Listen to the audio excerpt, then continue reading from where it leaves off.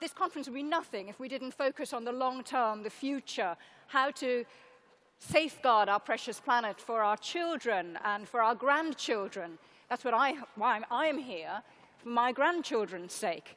So let's now hear a heartfelt plea from some young people who've been invited by the British Science Association, the Research Councils of the UK, Sciencewise, and the Royal Society. Here they are. They're from schools and universities around the UK. Let me introduce you to Sarah Benham, Mattia Lango, Rebecca Diaz, Partho Garfalkar, Rachel Irvin, Bethany Irvin, Catherine Logan, Daniel McKim, Rajan Naga, Jessica Wynn, Tamzin Zawadska, and Dania Zhang. Welcome. Thank you very much, Nashi. Well, good morning, ladies and gentlemen. We're the Youth Voice Group, a collaboration of 12 young people from across the UK who will feel very passionately about the well-being of the planet that we inhabit. We're here today to put to you the thoughts and concerns that we have and that we feel are representative of our generation. Over the next few minutes, we would like to pose a series of questions to you, the Planet Under Pressure Conference delegates. We hope that you find what we have to say interesting and you open your minds to our thoughts, as it's us who will one day inherit the world that you here in this room are helping to shape.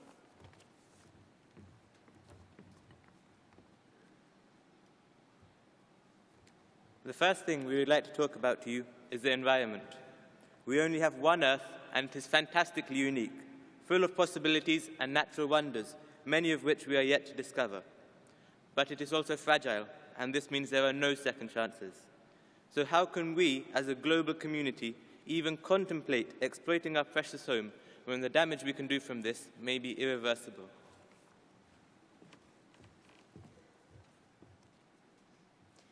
In many ecosystems, biodiversity is being weakened to meet the demands of our current lifestyles.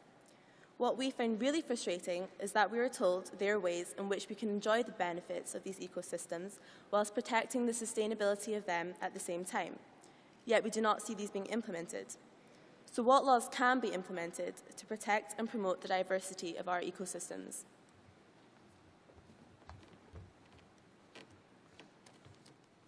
Every year, we see more evidence of the environmental cost of food production.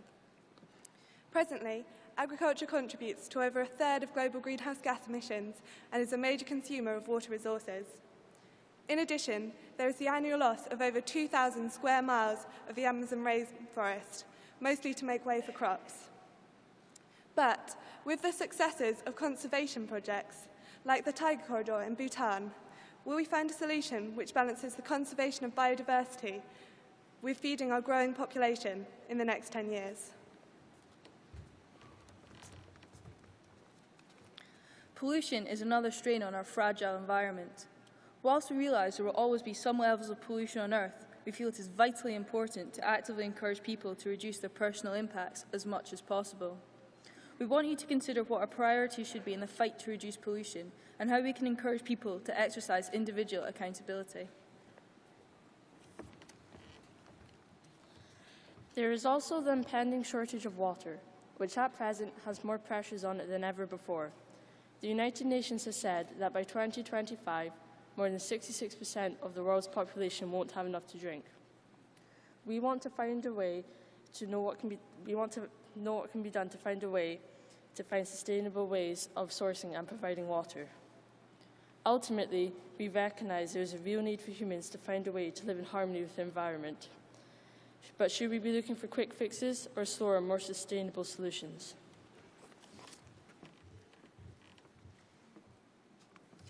As young people, we feel that social networks and news medias have a large impact on the public perception of our current environmental situation.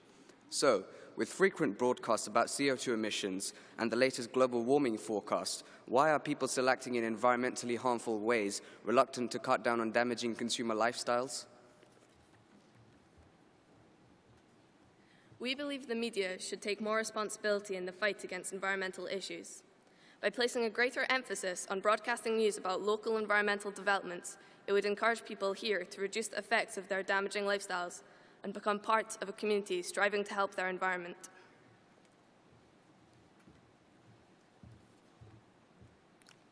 we feel that we should all be approaching our environmental issues in a positive frame of mind and focusing on the potentially beneficial outcomes of initiatives and policies aimed at combating environmental issues. Yes, it is important to understand and recognise problems that we are facing, but we think that by showing the public the positive things that are happening regarding the protection and sustainability of the environment, the very things that you here in this room are doing, it is then that people will have the confidence to get involved and become proactive. So we would like to know, how can news agencies be encouraged to report on environmental success stories?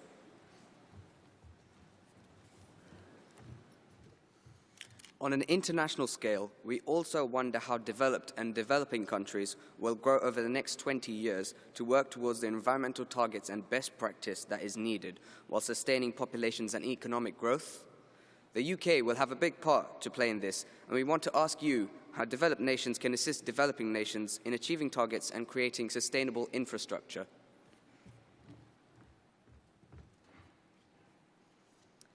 The pressures that we put on the planet through our need for energy and fuel are massive, and they're growing.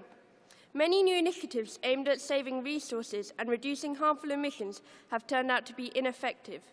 Some first-generation biofuels are prime examples of this. So what we would like to see is a wider variety of possible energy and fuel alternatives explored and researched.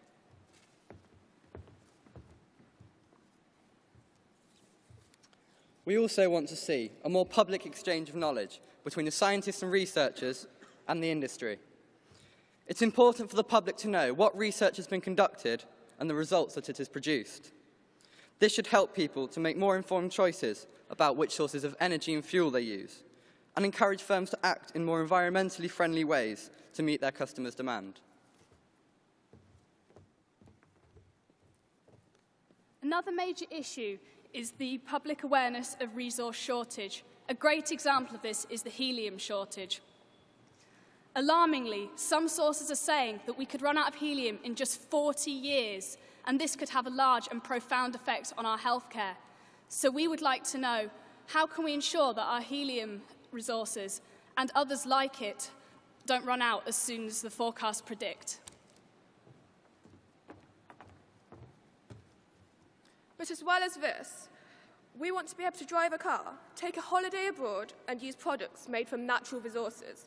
But we want to do this knowing that almost everything we consume is sustainable. How can we enjoy the same attractive lifestyle that we have today, but make that lifestyle much more sustainable?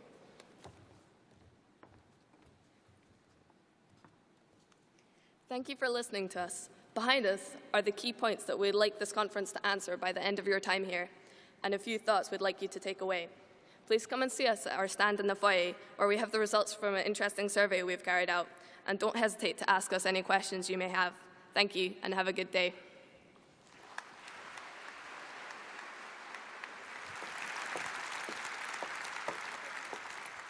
Thank you very much. The voice of our youth, the young scientists of the future. I've just seen a question that's come in on Twitter, I think, which said, "Are you ready to act?" And I think it's a question aimed at everyone in this audience. We only know the answers ourselves. Right, so we're going to make this an interactive conference. I promised you that at the beginning. Our plenary sessions are about to start, and day one has the theme, the state of the planet. After every speaker's spoken, we're hoping to put at least one or two questions to them from you, and then a little later on we're going to have an interactive panel debate in which there'll be more time to air some of these issues and more time for questions. Here's how we hope you'll contact us. Please send us your questions electronically. You can text or SMS us, text or SMS. It's a UK number to call in, +44 7537 401 829. And we'll keep putting this slide up so that you can get that number.